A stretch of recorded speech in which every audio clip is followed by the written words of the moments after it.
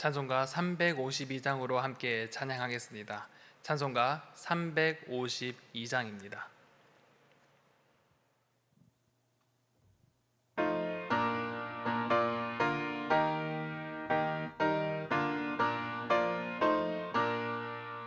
십자가 군병들아 주 위에 일어나 기 들고 앞서 나가 담대히 싸우라.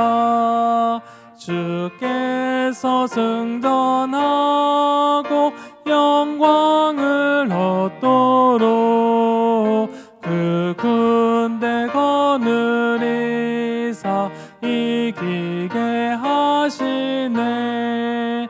십자가 군병들아 주 위에 일어나 그 나팔 소리 듣고 곧 나가 싸우라.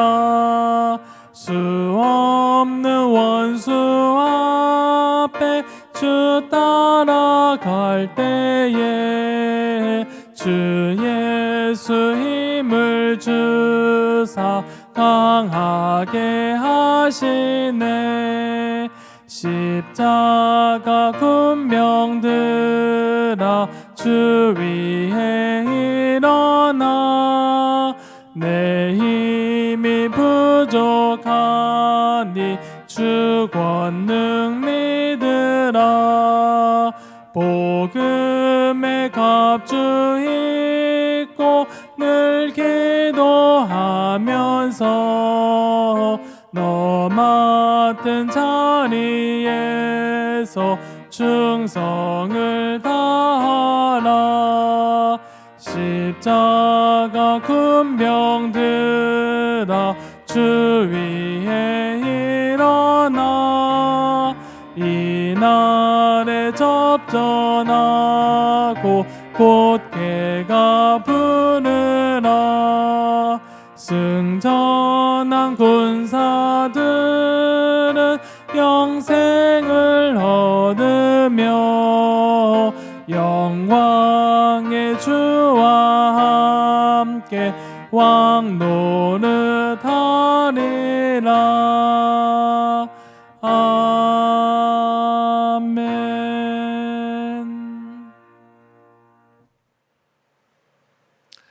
오늘 하나님께서 우리에게 주신 말씀은 구약성경 역대상 18장 1절에서 17절까지의 말씀입니다.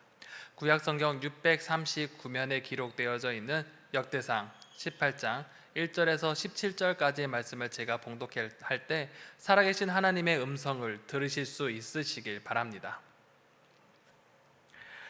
그 후에 다윗이 블레셋 사람들을 쳐서 항복을 받고 블레셋 사람들의 손에서 가드와 그 동네를 빼앗고 또 모압을 치매 모압 사람이 다윗의 종이 되어 조공을 바치니라. 소바왕 하다레셀이 유브라데 강가에서 자기 세력을 펴고자 하매 다윗이 그를 쳐서 하마까지 이르고 다윗이 그에게서 병거 1000대와 기병 7000명과 보병 20000명을 빼앗고 다윗이 그 병거 100대의 말대만 남기고 그 외의 병거의 말은 다 발에 힘줄을 끊었더니 다메섹 아람 사람이 소바왕 하다네셋을 도우러 온지라. 다윗이 아람 사람 22000명을 죽이고 다윗이 다메섹 아람의 수비대를 두매 아람 사람이 다윗의 종이 되어 조공을 바치니라. 다윗이 어디로 가든지 여호와께서 이기게 하시니라. 다윗이 하다레셀의 신하들이 가진 금 방패를 빼앗아 예루살렘으로 가져오고 또 하다레셀의 성읍 디브핫과 군에서 심히 많은 옷을 빼앗았더니 솔로몬이 그것으로 놋대야와 기둥과 놋그릇을 만들었더라.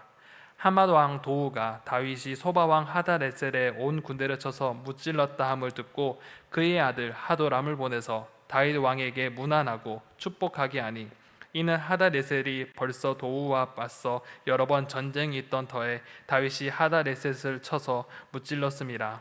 하도람이 금과 은과 놋의 여러 가지 그릇을 가져온지라.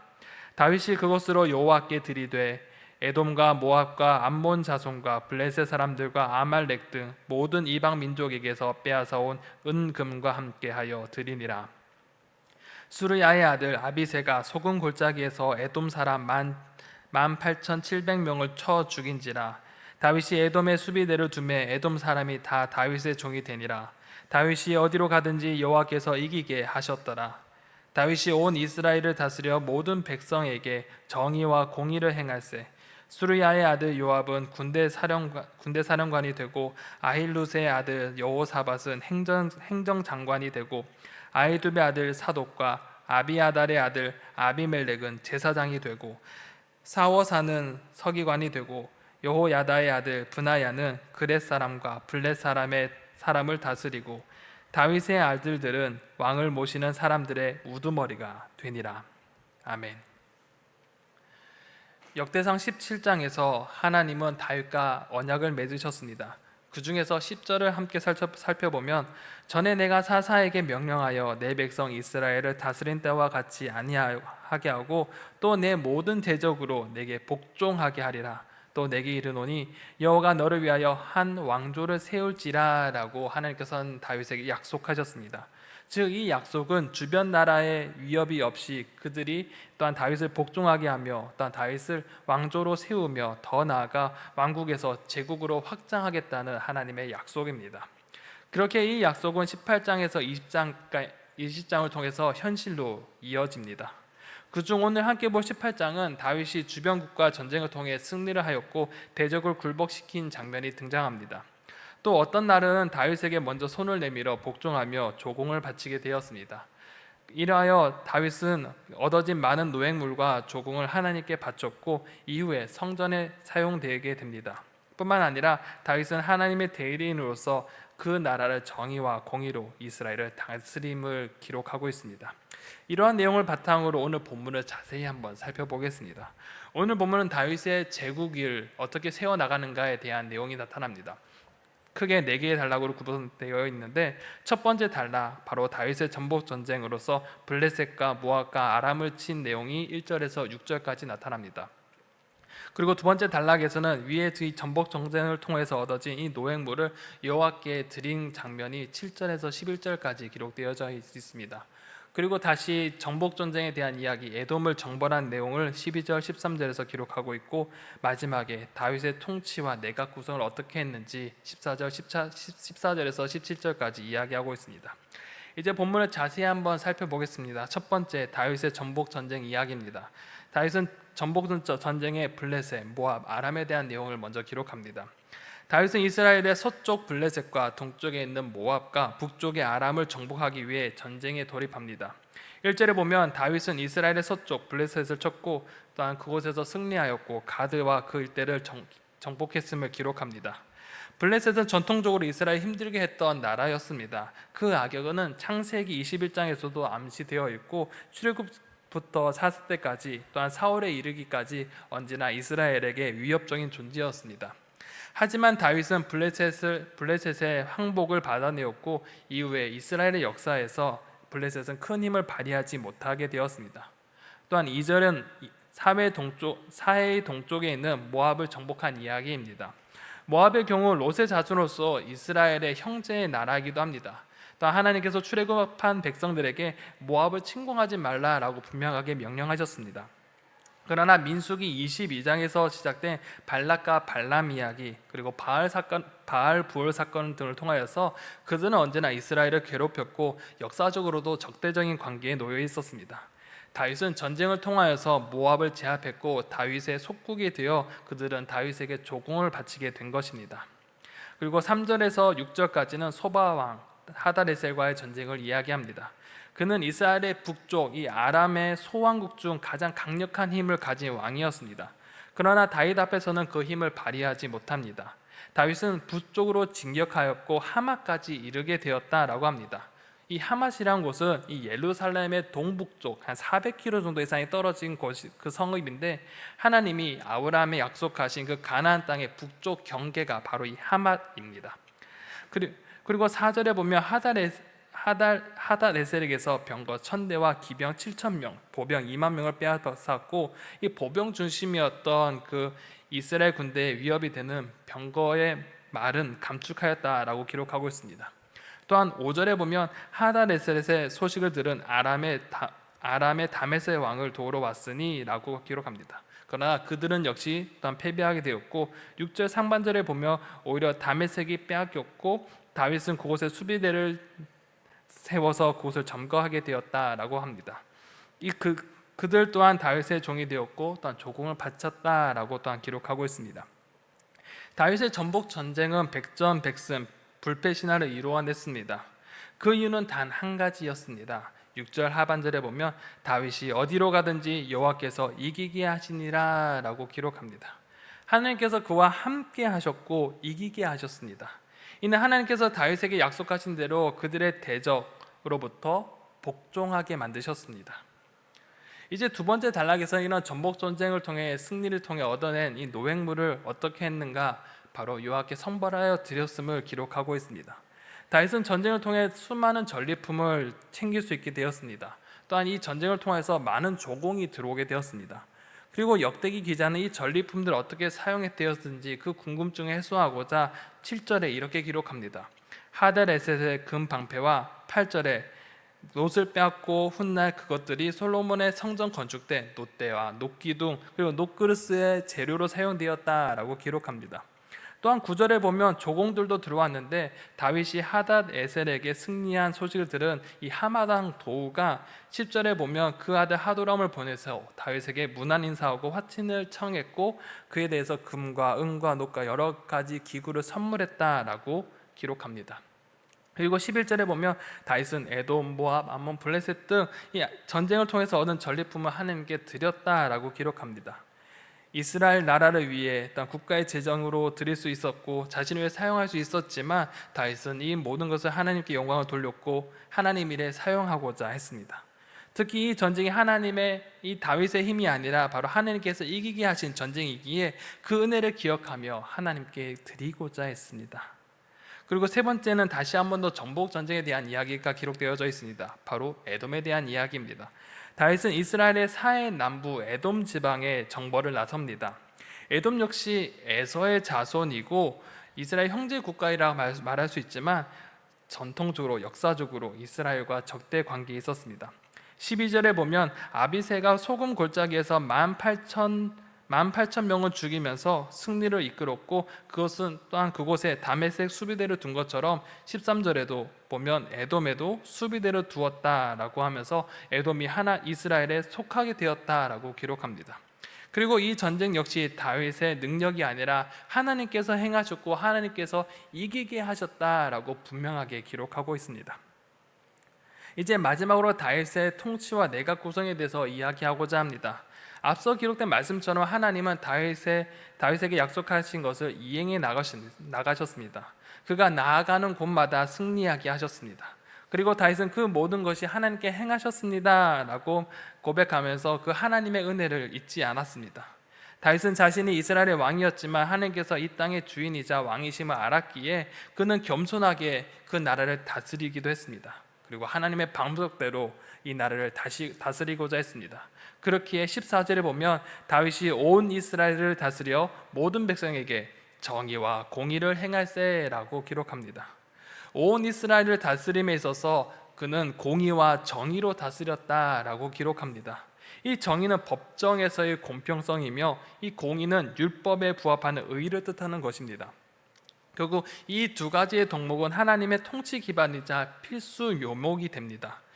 이는 다윗이 자신의 뜻대로 나라를 다스린 것이 아니라 하나님의 방법과 하나님의 말씀의 그 원리 원칙대로 이 나라를 다스렸다라는 것입니다. 그리고 함께 일하는 사람들도 세웠습니다. 군사, 행정, 종교 분야에 있어서 전문 인력을 두었습니다.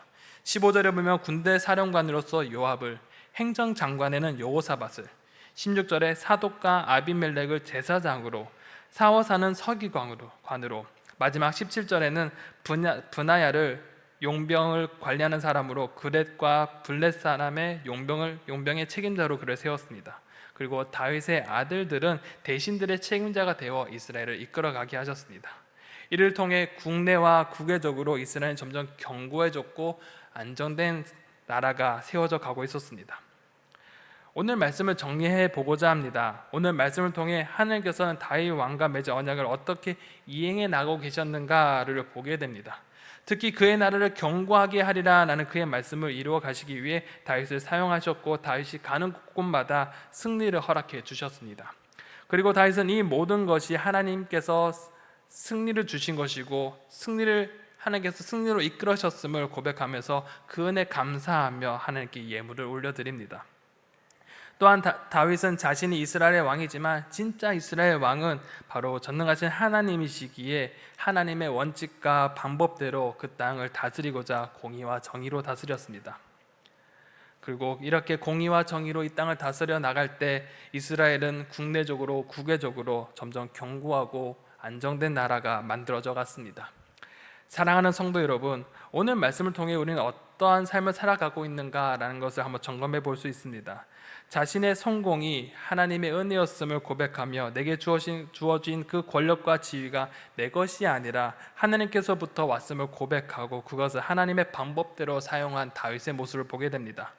오늘 우리에게 주어진 하루가 바로 다윗과 같이 그 은혜에 감사하며 오늘 하루가 하나님께서 내게 주신 하루임을 기억하며 감사하며 하나님의 뜻에 살아가는 하루가 되길 소망합니다. 특히 내게 주신 그 사명의 자리, 내게 허락하신 그 삶의 자리가 하나님께서 부여하신 것임을 기억하며 내게 허락하신 그 능력과 지위, 힘, 권한 등을 하나님이 기뻐하신 방법대로 사용함으로써 우리를 통하여 많은 이들이 하나님의 복을 경험하는 하루가 되길 소망합니다. 오늘 하루도 정말 주님의 은혜가 여러분 삶 가운데 풍성하며 그 은혜에 감사하며 하나님 나라 백성답게 하루를 살아가는 저와 여러분들이 되시기를 간절히 소망합니다. 기도하겠습니다. 사랑과 은혜가 풍성하신 아버지 하나님, 오늘 말씀을 통해서 하나님께서 하신 약속을 다윗을 통해 어떻게 이루어 가셨는가를 보게 됩니다. 또한 그 이루어 가신 그 하나님의 약속에 다윗이 어떻게 반응했는지도 보게 됩니다. 하나님, 다윗이 승리를 거두었을 때 그 승리가 자신의 힘과 능력으로 쟁취된 것이 아니라 하나님께서 하신 것임을 고백하며 모든 것은 하나님의 은혜였음을 고백하는 장면을 보게 됩니다. 또한 하나님께서 그에게 맡겨주신 그 나라가 아버지께서 부여해주신 그 힘으로 다스리는 나라이며 이 나라의 진짜 왕이 다윗이 아닌 하나님이심을 고백하며 하나님의 방법대로 그 나라를 통치해 나가는 모습을 보게 됩니다. 하나님, 이 말씀을 통해 우리 또한 그 말씀 붙잡고 그와 같이 살아가게 하여 주시옵소서. 내게 부여하신 이 오늘 하루가 정말 주님께서 기뻐하시는 그런 하루를 살아가며 겸손하게 살아가는 하루가 되게 하여 주시옵소서. 주님, 나의 삶 가운데 허락하신 삶의 자리 가운데 또 우리 가운데 주신 많은 힘과 능력과 지위와 우리 가운데 허락하신 그 힘을 나의 힘으로 생각하지 아니하고 주님께서 주신 능력이라 생각함으로 겸손하게 그것을 사용하게 하여 주시고 정말 하나님의 방법과 정말 하나님의 정말 그 뜻을 따라 정말 그 힘을 사용해 나가는 오늘 하루가 될 수 있도록 인도하여 주시옵소서. 하나님, 오늘 하루가 정말 주님의 은혜의 풍성한 삶을 누리는 하루가 되어지기 원합니다. 하나님, 오늘 하루도 주님 기뻐하시는 방법대로 살아가게 하여 주시고 오늘 하루가 우리를 통해서 많은 이들이 하나님의 복을 경험하는 하루가 될 수 있도록 인도하여 주시옵소서. 오늘 하루의 모든 것을 주님께 의탁합니다. 하나님께서 함께하여 주시고 역사하여 주시옵소서. 너무나 감사드리며 예수 그리스도의 이름으로 간절히 기도드립니다. 아멘.